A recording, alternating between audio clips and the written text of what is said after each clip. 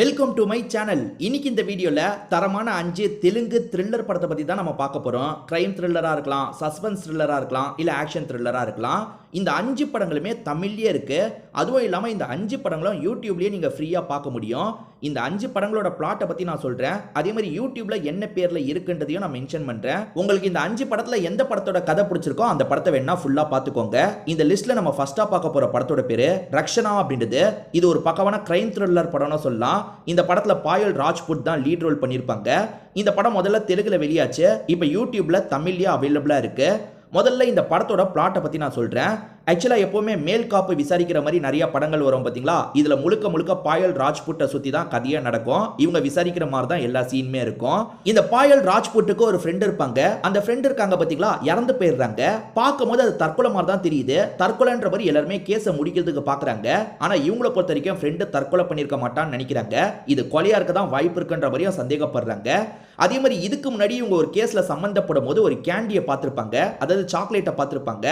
அதே மாதிரி ஒருத்தனை இந்த இடத்துலயும் இவங்க பார்த்த மாதிரி தோணுது. அதாவது ஒரு கில்லர் தான் கொலை பண்ணியிருக்கான். அந்த கில்லர் எல்லாரையும் தற்கொலை நம்ப வச்சிருக்கான். நம்ம ஃப்ரெண்டோட சாவுல இருக்க மர்மத்தை நம்ம கண்டுபிடிக்கணும்னு நினைக்கிறாங்க. ஆனா இவங்க சொல்ற தியரியை யாருமே நம்ப மாட்டாங்க.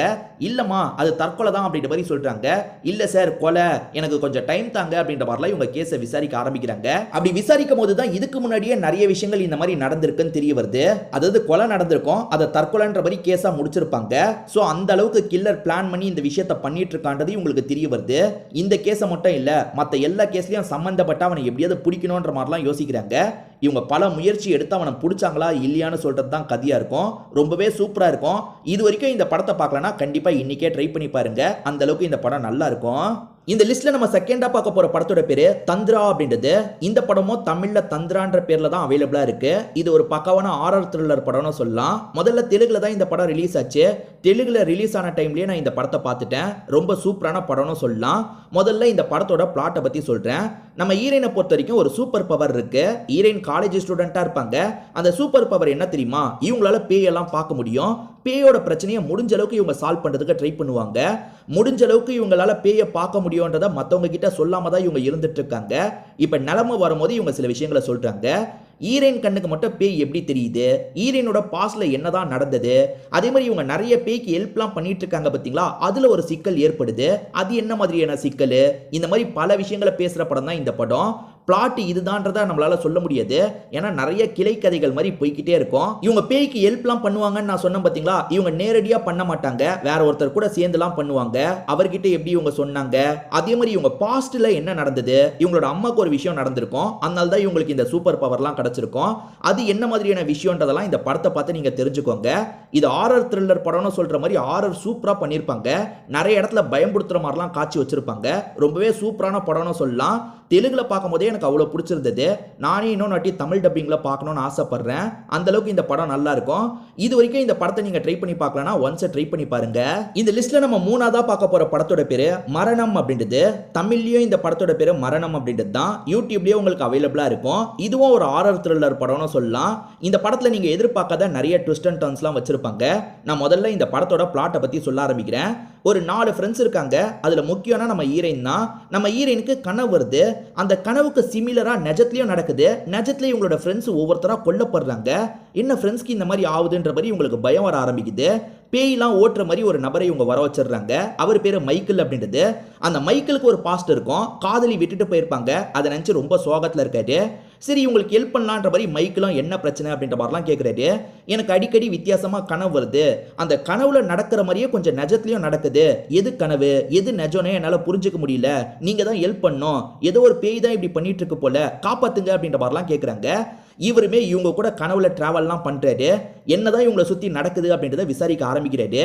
இவங்க வாழ்க்கையில என்ன நடக்குது, எதுக்காக பேய் இந்த மாதிரிலாம் பண்ணிட்டு இருக்குன்றத அந்த மைக்கேல் கண்டுபிடிச்சாரா இல்லையான்னு சொல்றது தான் படத்தோட கதையா இருக்கும். இது ஒரு பக்கவான ஹாரர் த்ரில்லர் படம்னு சொல்லலாம். முதல்ல பேய் படம் மாதிரி தான் போயிட்டு இருக்கும். அதுக்கப்புறம் தான் நிறைய ட்விஸ்ட் அண்ட் டர்ன்ஸ்லாம் இந்த கதையில கொண்டு வந்து வச்சிருப்பாங்க. ரொம்பவே சூப்பரா இருக்கும். இந்த படத்தோட பட்ஜெட் ரொம்பவே கம்மி. அதனால கிராபிக்ஸ்லாம் கொஞ்சம் புவரா தான் பண்ணிருப்பாங்க. அதாவது பேய் வரது, பயம் புத்துறது, இந்த சீன்லலாம் கொஞ்சம் கம்மியா தான் இவங்க எஃபர்ட் போட்டிருப்பாங்க. மற்றபடி கதையா பார்த்தா எண்டிங்ல ட்விஸ்ட் எல்லாம் வரும் பாத்தீங்களா, எனக்கு ட்விஸ்ட் எல்லாம் பிடிக்கும் பிடிக்கும்னு சொல்றவங்க இந்த படத்தை ட்ரை பண்ணி பார்க்கலாம். யூடியூப்லயே இந்த படம் அவைலபிளா இருக்கு. மரணம் அப்படின்ற பேர்ல தான் தமிழ் டப்பிங்ல இருக்கு. கண்டிப்பா ஒரு வாட்டி பாருங்க. இந்த லிஸ்ட்ல நம்ம நாலாவதா பார்க்க போற படத்தோட பேரு அந்திமா தீர்ப்பு அப்படின்ற படத்தை பத்தி தான் பார்க்க போறோம். இந்த படத்துல சாய் தன்ஷிகா அதே மாதிரி விமலா ராமன்லாம் இணைஞ்சு நடிச்சிருப்பாங்க. இந்த படம் சட்டம் என் கையில் அப்படின்ற பேர்ல தான் யூடியூப்ல அவைலபிளா இருக்கு. சட்டம் என் கையில் தெலுங்கு டப்புடு, அதாவது தமிழ் டப்புடுன்னு போட்டீங்கன்னா இந்த படம் கிடைச்சிரும். ஏன்னா சட்டம் என் கையில்ன்ற மாதிரி ஒரு தமிழ் படமே இருக்கு, அதனால தான் சொல்றேன். சரி, இந்த படத்தோட பிளாட்டை பத்தி பார்ப்போம். சாய் தன்ஷிகாவை பொறுத்த வரைக்கும் ஒரு அழகான ஃபேமிலி இருக்கும். அந்த ஃபேமிலி திடீர்னு காணாம போயிருக்காங்க. ஃபேமிலிக்கு என்னாச்சு ஏதாச்சுன்னு உங்களுக்கு எதுவுமே தெரிய மாட்டேங்குது. அந்த ஃபேமிலி ஏற்கனவே ஒரு பெரிய ஆளுங்க கிட்ட பிரச்சனை பண்ணியிருக்காங்க போல, அதனால தான் திடீர்னு காணாம போயிருக்காங்க. இப்ப சாய் தன்ஷிகா இருக்காங்கல்ல, இன்ஸ்பெக்டர் கிட்ட வந்து குற்றவாளியை கண்டுபிடிங்க, என் ஃபேமிலிக்கு என்னாச்சுன்னு கண்டுபிடிங்கன்ற மாதிரி போராட்டம் பண்றாங்க. சாய் தன்ஷிகா மட்டும் இல்ல, ஹஸ்பண்ட் கூட சேர்ந்து தான் போராட்டம் பண்றாங்க.